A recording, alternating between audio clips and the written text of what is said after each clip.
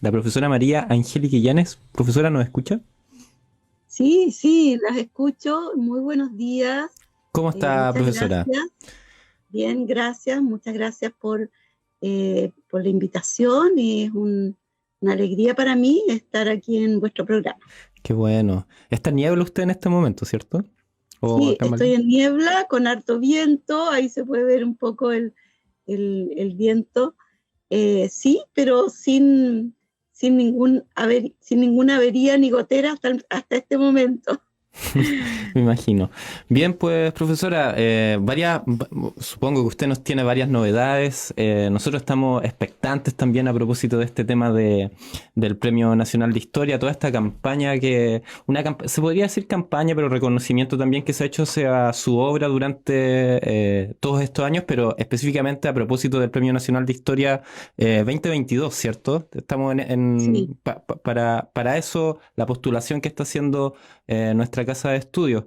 Pero de pronto, antes de irnos a eso, para que nos pueda contar en qué va el proceso o qué es lo que usted sabe de momento, en qué va ese proceso, podríamos irnos un poco al tema de la historia, ¿cierto? De lo que le compete a usted, de lo que ha hecho durante todos estos años con su trabajo y lo que está pasando en la actualidad a propósito de este momento histórico que se nos viene a propósito del movimiento constituyente.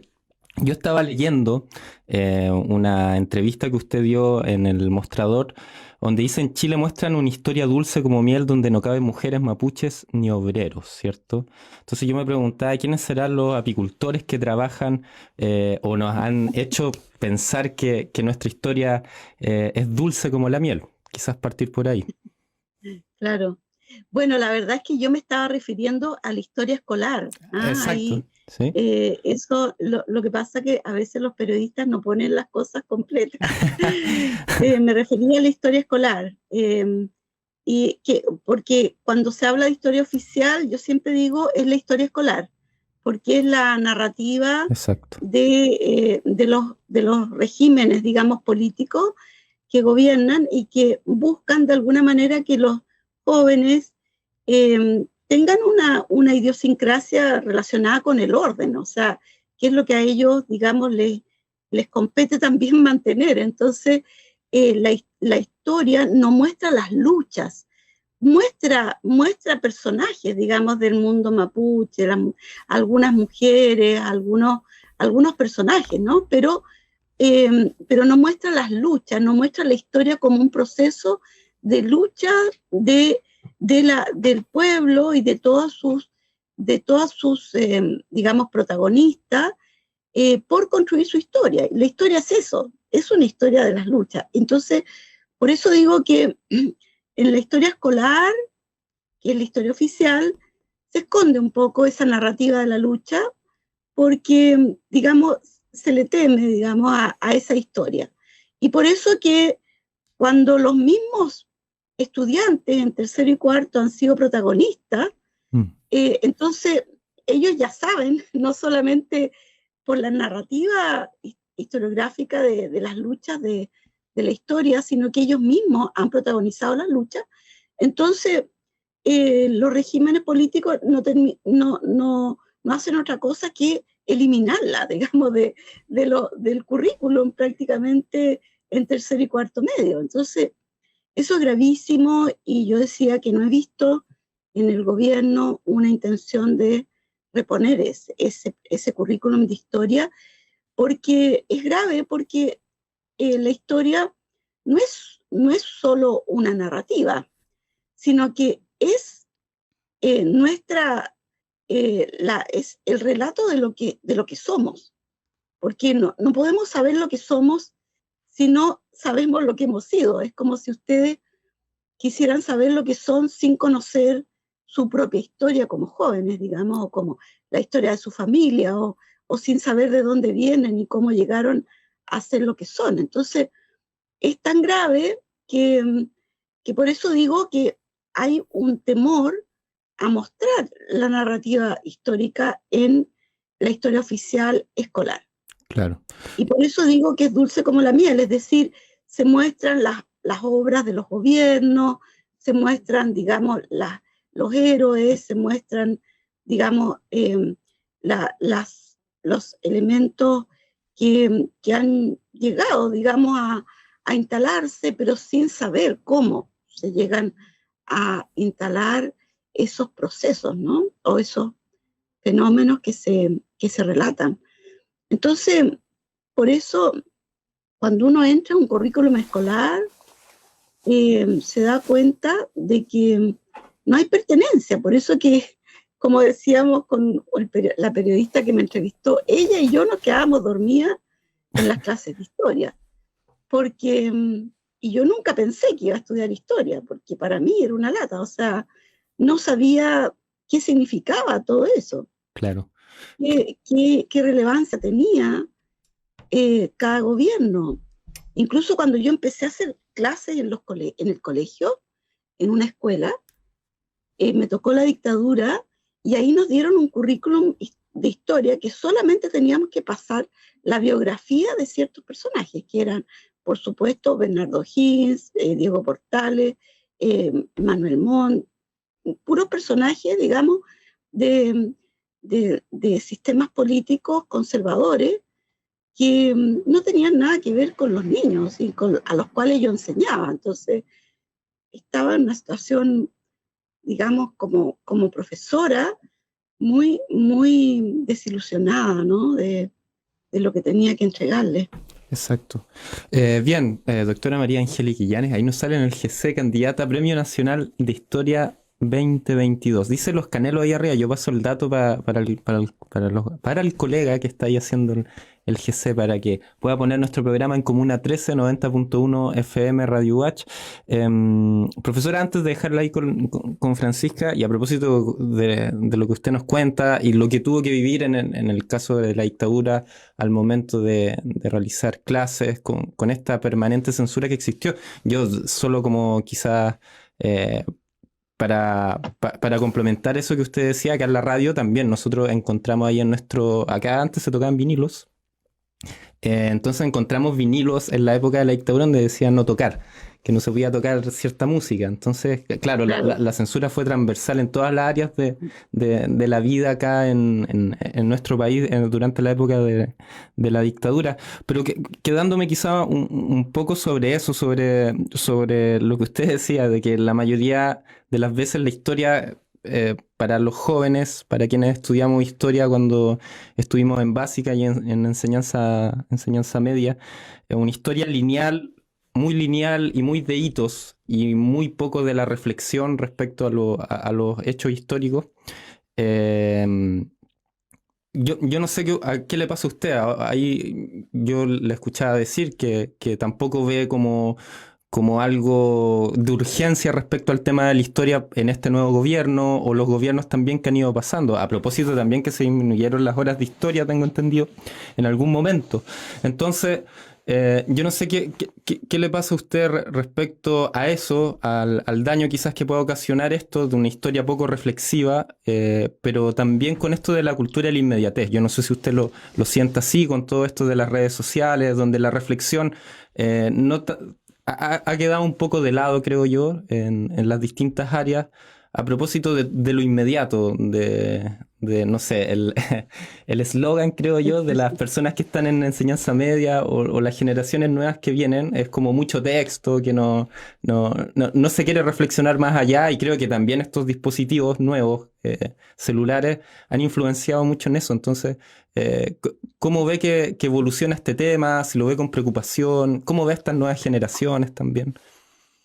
Sí, yo vi con mucha preocupación hasta hace algún tiempo esta nueva generación que yo decía está enchufada, porque incluso uno le hablaba a un joven en la calle y no te escuchaba porque tenía que desenchufarse primero para saber lo que tú le estás preguntando, ¿no?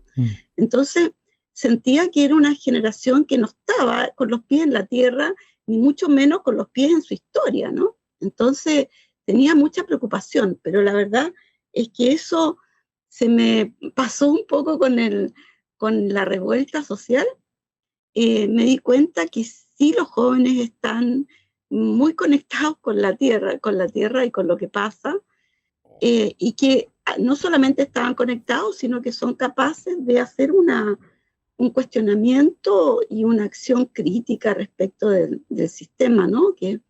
Entonces, no sé, en ese sentido creo que las redes efectivamente conectan, generan esta inmediatez, ¿no? En que el presente prácticamente ya, en cada segundo ya es un pasado, o sea, es una inmediatez muy, muy poco, que se puede vivir poco, digamos, pero sí que se actúa a través de estas redes. Y bueno, a uno le queda la preocupación porque obviamente uno ha vivido estos dos tiempos y, y la verdad es que la lectura, la reflexión, el tiempo de ocio, como decía ayer un entrevistado en la radio de la Universidad de Chile, la creación siempre ha sido fruto del ocio, ¿no? Del ocio no en cuanto a falta de trabajo, sino que el ocio respecto del desenchufarse, ¿no? Del desenchufarse en algunos días, algunas horas, respecto de la vorágine, ¿no? Del presente. Ese ocio es muy creativo y es muy importante, digamos. Por eso también en algunas culturas como las orientales la meditación es fundamental, ¿no? Y la meditación es eso, es una conexión con una relación entre lo personal y lo cósmico que de alguna manera genera, digamos, una conexión muy creativa, ¿no? Entonces,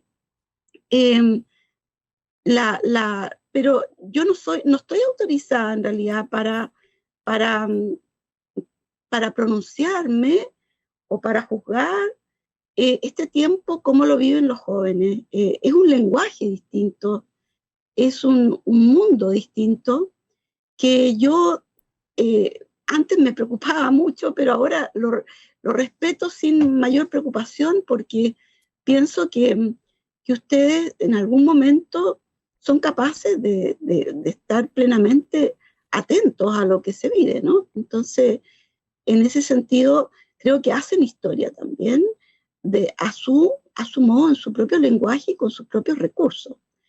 Y bueno, la historia que se basa como en narrativas y en escrituras, bueno, ustedes mismos van a tener que crearla a su modo también, ¿no? O sea, nosotros, los y las historiadoras, podemos ofrecer un material, digamos, para la reflexión, pero ustedes tienen que ver qué se hace con ese material.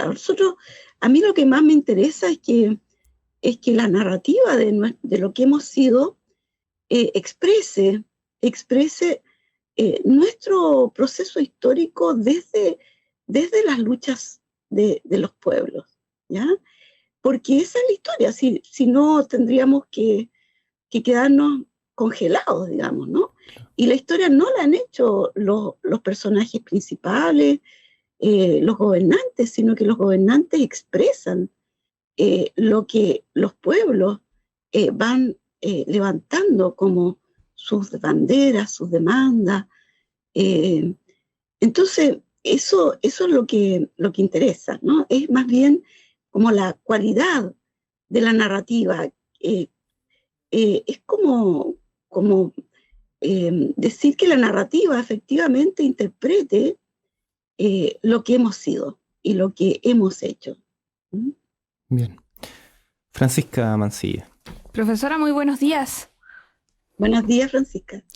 Preguntarle, ¿no? Actualizar lo que estamos en este momento, ¿no es cierto?, actual y también decisivo para lo que va a ser también la historia de nuestro país y sobre todo verlo, ¿no es cierto?, también desde su experiencia en lo que ha sido trabajar recopilando, ¿no es cierto?, o trabajando con la historia desde los movimientos populares, y sobre todo que son parte, ¿no es cierto?, también del contexto actual que llevó a este plebiscito. Hablemos, ¿no es cierto?, la importancia de estos actores, como usted bien también lo resalta, en este proceso que va a ser la nueva Constitución que finalmente se vota este 4 de septiembre. Uh-huh.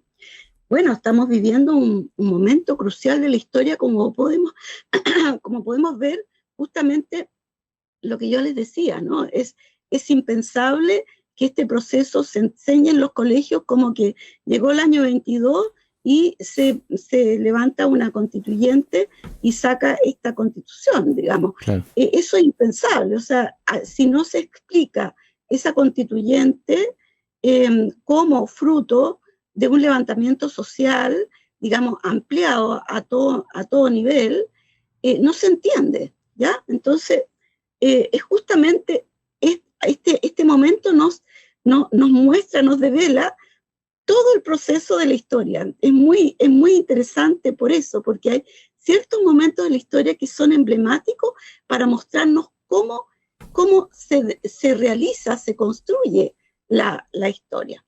Entonces, evidentemente que hay que tener en cuenta que un levantamiento social y el fruto político que es la nueva constitución redactada por la constituyente democrática, es fruto también, este levantamiento es fruto de una digamos, oposición, ¿no? Esa lucha se opone a un orden determinado que ha sido muy duro de cambiar, digamos, durante tantas décadas, ¿no?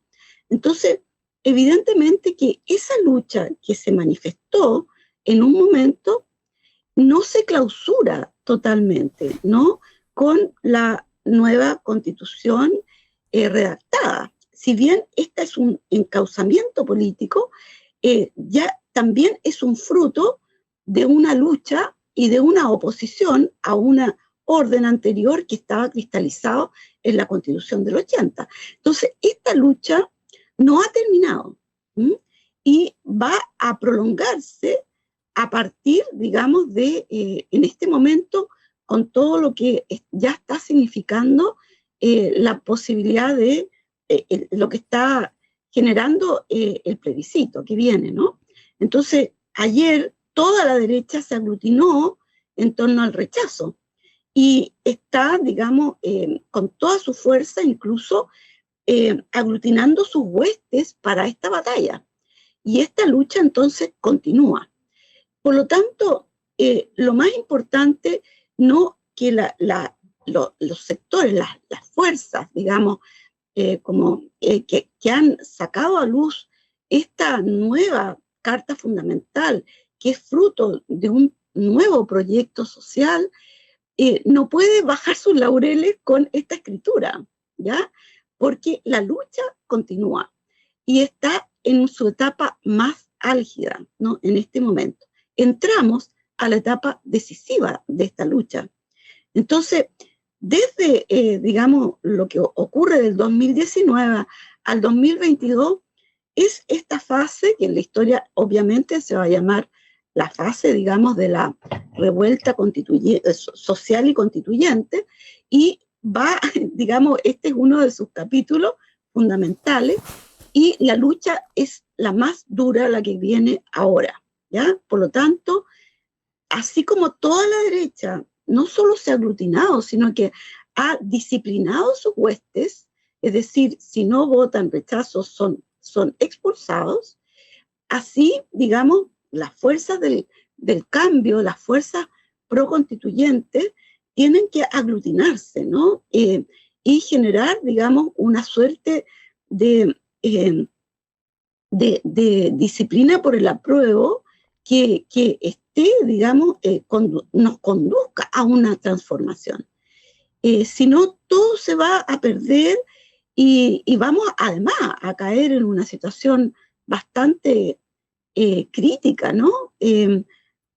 Porque obviamente ni siquiera la derecha está de acuerdo con la Constitución del 80, entonces va a venir una situación crítica y por lo tanto tenemos que trabajar mucho por esta lucha que comienza en este día lunes, digamos, con mucha fuerza.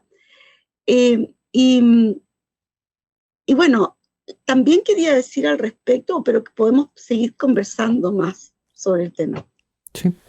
Sobre eso mismo, ¿no? Que usted menciona, claro, habíamos también conversado hace unos días atrás con el director de la Escuela de Pedagogía en Historia y Ciencias Sociales respecto a esto mismo, ¿no? De conocer, la importancia de conocer nuestra historia para también proyectarnos hacia adelante respecto a lo que es esta nueva constitución, también lo que es conocer, ¿no es cierto?, la Constitución del 80 para votar también informado este 4 de septiembre. Y sobre eso mismo, ¿no?, también con su experiencia como docente de Historia y Ciencias Sociales, ¿cuál es el rol también que tienen que tomar los académicos en torno a la historia y también los estudiantes de esta área en este proceso que también es clave, que es informar a la ciudadanía y poder también, ¿no es cierto?, generar esta participación para lo que es el plebiscito?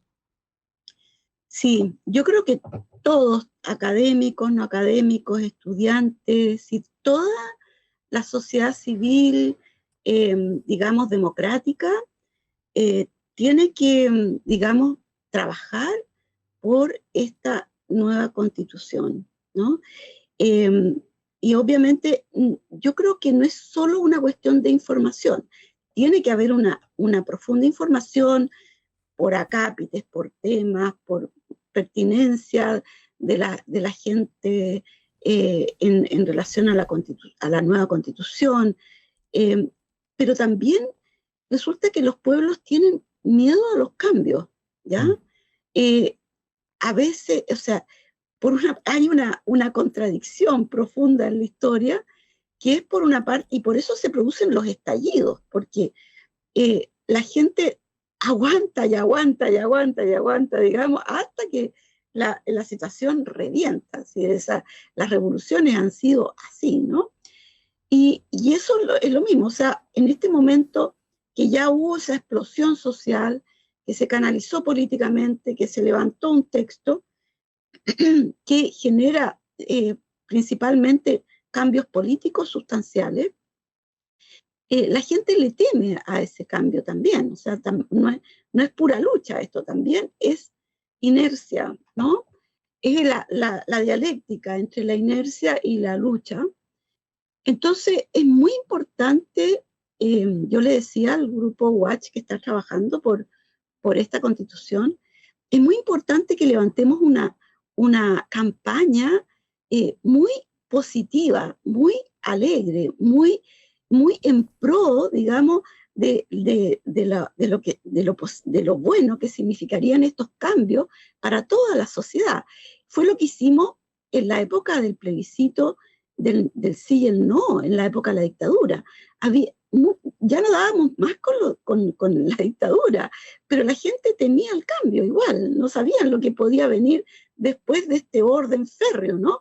Entonces tuvimos que hacer una campaña llena de colores, llena de baile, llena de luces, llena de alegría, para que todo el mundo supiera, digamos, que venía una nueva etapa que era mejor, que era más luminosa, que era más alegre, que nos iba a convocar a una historia más feliz y a una sociedad más feliz también. Entonces, eso, como que yo creo que debemos combinarnos en los distintos territorios por hacer una campaña muy positiva y muy con una energía positiva buena, digamos, en pro de este cambio que va a ser, digamos, negado en su positividad con todos los recursos por un grupo que tiene todos los recursos para hacerlo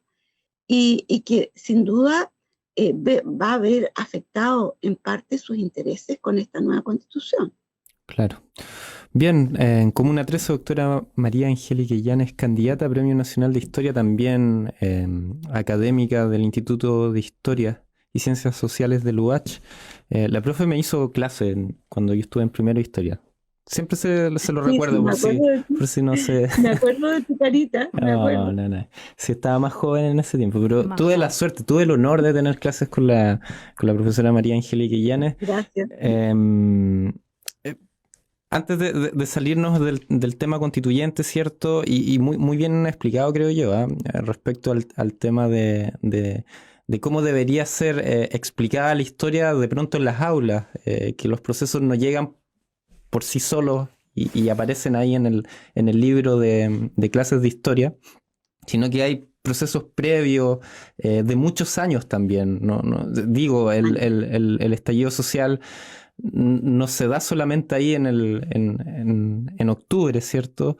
Sino Claro. que eran procesos que venían de antes. De pronto se podría decir que comienza con el tema de los pingüinos en el 2006. Bueno, ahí los historiadores irán a debatir en torno a eso cuando quizá empieza a emerger este tema del estallido social, pero son procesos muy largos, donde claramente las y los protagonistas son los movimientos sociales, algo que siempre ha quedado como de lado y claro, usted dice, no sería lógico que en el proceso constituyente aparezca en el libro de clase así eh, Claro, como un hito nomás de que de pronto se hizo Como por obra un... de magia, ¡puf! Claro, Una y nueva ahí constitución. sale el exacto. proceso constituyente, pero yo digo de pronto, yo mientras usted decía eso yo pensaba, de pronto las instituciones, institucionalizar procesos populares como este, como el estallido social, implica que al final en los libros de historia quede redactado de esa manera, a propósito de lo que muchas personas pertenecientes a los movimientos sociales o quienes participaron dentro del estallido social no se sienten tan identificados de pronto con lo que pasó con este tema de la convención, donde se institucionaliza a propósito de los partidos políticos, a propósito al final de cómo queda cercado, creo yo. Yo no sé si a usted le Claro. pasaba, pero yo veía en el ex Congreso a los convencionales y también eso yo lo veía muy lejano a lo que estaba pasando en las calles para el estallido social. O sea, era algo totalmente distinto, quizás lo más similar o lo que uno se imaginaba que podía ser un proceso constituyente era lo que se estaba viviendo durante el estallido social con los cabildos abiertos que se están dando en todas partes. Entonces, quizás Claro. será eso de institucionalizar procesos populares lo que genera como esto. No sé qué piensa usted. Se me ocurría eso, de que de pronto en los libros de historia aparecen Claro. así los hitos nomás y no está como todo este proceso de reflexión. Claro. Bueno, la historia escolar, digamos, claro, es una historia que está muy mutilada. Yo diría que se mutila el proceso, ¿no? Y se hace que sea incomprensible, digamos. O sea, en vez de invitar a los estudiantes a pensar, la verdad, los invita a no pensar. Entonces, es un tema muy difícil y cada gobierno tiene el deber, digamos, de revisar esa narrativa, ¿no? Y poder acercarnos lo más próximo a lo que sea una reflexión histórica de lo que hemos sido y cómo construimos nuestra historia. Ahora, respecto del tema específico de la relación entre los movimientos sociales y las institucionalizaciones y de los encauzamientos políticos, podríamos decir. Efectivamente, como dice Foucault, y dice la política es la guerra por otros medios, ¿no? Entonces uno puede entender que efectivamente en toda batalla, en toda guerra, incluso en toda guerra y en toda batalla, hay momentos del enfrentamiento, digamos, de los cuerpos, ¿no? Respecto unos con otros y de la lucha como a muerte. Pero hay un momento en que se tiene que llegar, digamos, a ciertas, digamos, tratados, ¿no? Hay un momento del tratado, hay un momento de la escritura, ¿no? Hay un momento en que se concerta algo y eso, digamos, es parte fundamental también de la historia, podríamos decir, societal, ¿no?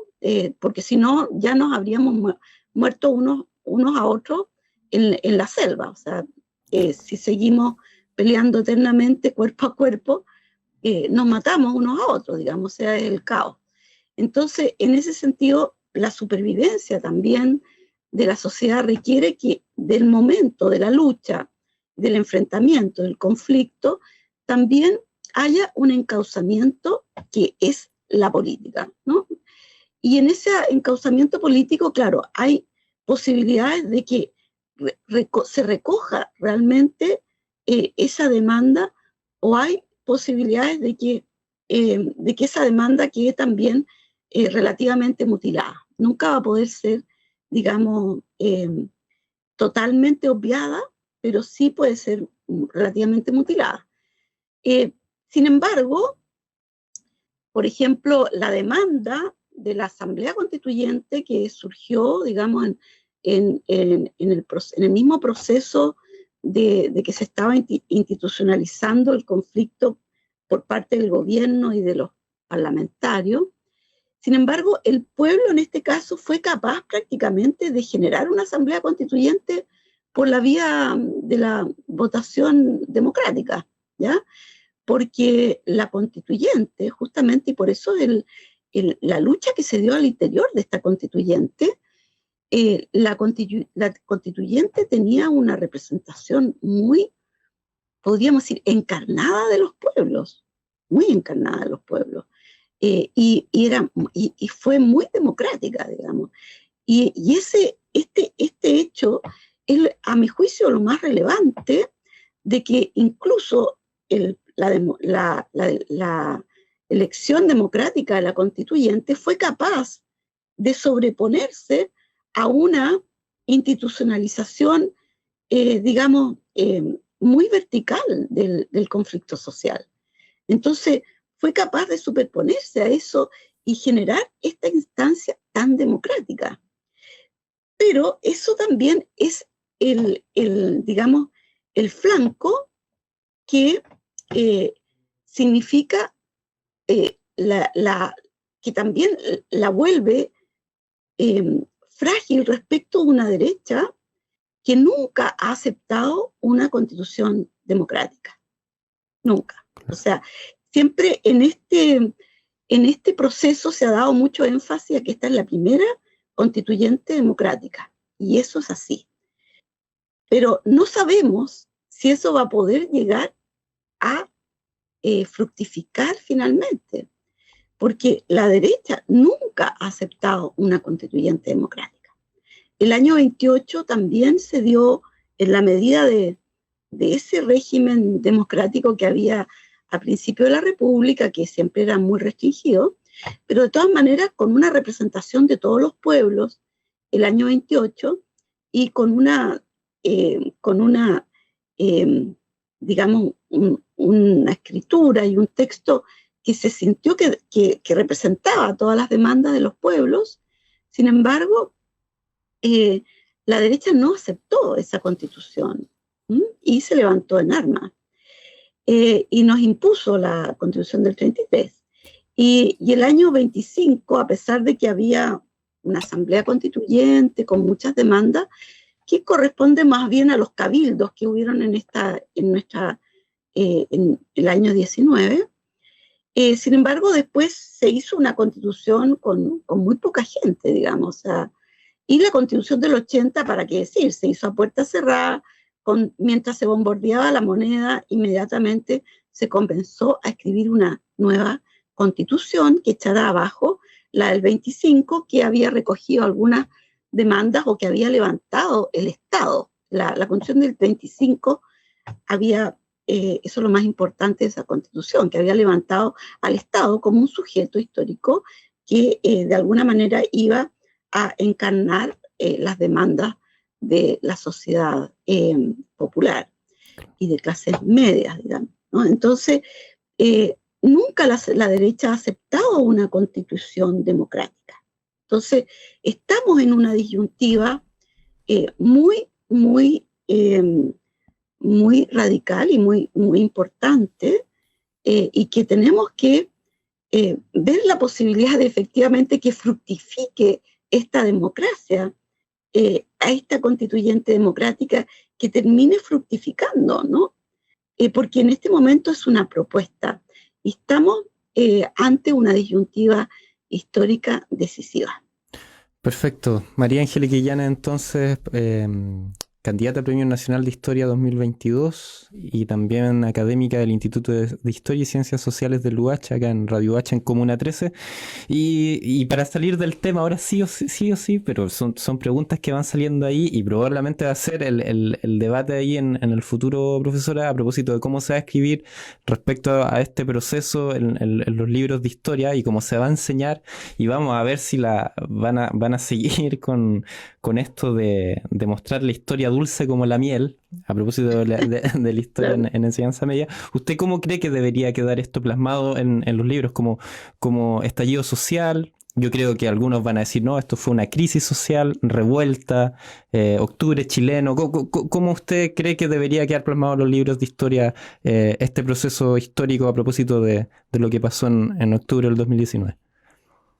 Yo creo que como tú lo dijiste, lo que debiera, a mi juicio, ser el análisis histórico, tanto escolar como no escolar, es un capítulo que hable de los movimientos sociales y la revuelta, ¿no? Es decir, que tome desde los movimientos estudiantiles del 2006 y que vaya, digamos, mostrando el proceso de luchas del pueblo, de luchas de los distintos grupos, para que se revele que en esas luchas cuáles son los quiebres del modelo, ¿no?, en que estamos, y este capítulo tiene que culminar, digamos, con el resultado plebiscitario, ¿no? Entonces, ese es un capítulo muy decisivo de nuestra historia, porque es justamente lo que mostraría a la historia en movimiento, fructificando políticamente para constituir un nuevo orden, porque toda sociedad constituye un orden determinado, pero lo importante es que este orden sea lo más justo y lo más democrático posible. Entonces, este es el capítulo decisivo. Si en la historia escolar se va a mostrar como, digamos, los gobiernos qué sé yo, de Elwin, de Frey, de Lagos, de Bachelet, que eso es lo que generalmente se muestra, ¿no?, como gobierno, y finalmente se va a mostrar una constitución qué sé yo, de una constituyente, y finalmente un resultado plebiscito. No está dando cuenta. Esa sería una historia de dulce y miel, ¿no? O sea, una historia que simplemente se come así, pero que hace mal, porque el azúcar está haciendo bastante mal al organismo. Entonces es una historia que no nos habla de justamente lo que hemos sido, lo que hemos vivido, lo que hemos construido históricamente. Entonces, ese capítulo debiera estar tanto en la historia escolar como en la historia no escolar, o sea, la historia de los historiadores y historiadoras, que siempre, digamos, se está escribiendo así, digamos, hoy día se escribe mucho así por todos los jóvenes y jóvenes historiadoras. De hecho, cuando surge la revuelta, surgen miles de libros que tratan de explicar ese evento. Así que material hay, un enorme material, y sería muy triste que la historia escolar siguiera escribiéndose como hitos de los gobiernos y como fenómenos institucionales, ¿no? Claro. Bien, profesora María Angélica Illanes, entonces acá en Radio Universidad Austral de Chile. Profesora, para poder liberarla, ¿cierto? La hemos tenido ya desde tempranito junto a nosotras y nosotros. Y muy breve también que nos pueda contar sobre este proceso del Premio Nacional de Historia. Yo no sé si usted está muy al tanto, ¿no? O se está dejando llevar por la ola solamente. No sé en qué proceso Oye, está usted, si está atenta a la yo me fecha o estoy no. dejando, sí, me estoy dejando llevar y querer, porque la verdad que nunca había recibido tanto cariño en mi vida. Así que es un momento muy, muy especial de mi vida personal y profesional. Así que estoy muy agradecida de esta campaña. Sí, me da un poco, en general yo he sido un poco guardada en mi vida y en mi quehacer, y me siento un poco expuesta, pero de todas maneras agradezco muchísimo el cariño y el reconocimiento realmente. Han trabajado mucho y ahora esta semana hay un ciclo o este mes parece que hay un Este mes, ciclo en junio.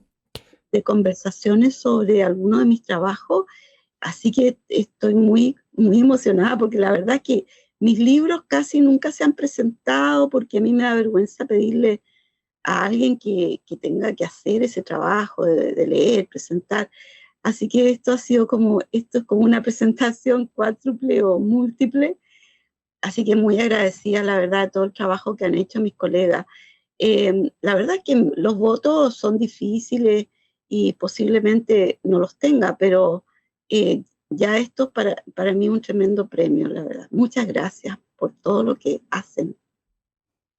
Perfecto. Francisca. Importante este apoyo también que realiza la Universidad Austral de Chile, a través ¿no? también del apoyo unánime que realizó también el Consejo Académico, la comunidad académica también de la universidad. Y sobre todo Sí. ahí poner ese puntito de que sería bueno para las futuras generaciones también ver que cada vez más hay más mujeres ganadoras del Premio Nacional de Historia, porque la primera mujer fue Sol Serrano en el año 2018, recién en el año 2018, así que también esperemos que esto pueda cambiar y que usted, doctora María Angélica Illanes, sea la segunda ganadora mujer del Premio Nacional de Historia en nuestro Gracias. país. No, sí, es muy importante lo que tú dices del apoyo que ha dado la universidad a esta candidatura, y yo le agradezco infinitamente. Y es importante lo que dijo el rector en la reunión donde me comunicó esta decisión de la universidad, en que dijo que en realidad a veces las universidades solamente, digamos, se valorizan cuantitativamente por la cantidad de años de acreditación, por la cantidad de proyectos, por la cantidad de académicos jornada completa, etcétera.